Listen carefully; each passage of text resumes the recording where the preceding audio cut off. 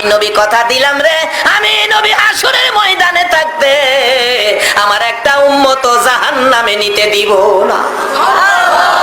এই দরুদি নবীর পক্ষে থাকতে আপনারা রাজি আছেন কিনা?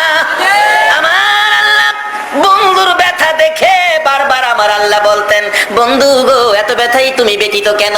আমি আল্লাহ কথা দিলাম হাসরের ময়দানে তোমার একটা উম্মত জাহান্নামে নিতে দেব না।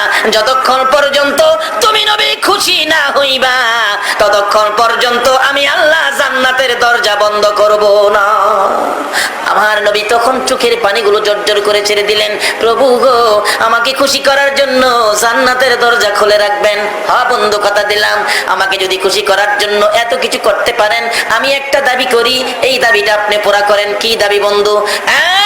প্রভু হাসরের ময়দানে আমার উম্মতের গুনার খাতাগুলো আমি নবীর হাতে দিলে আমি খুশি হইব।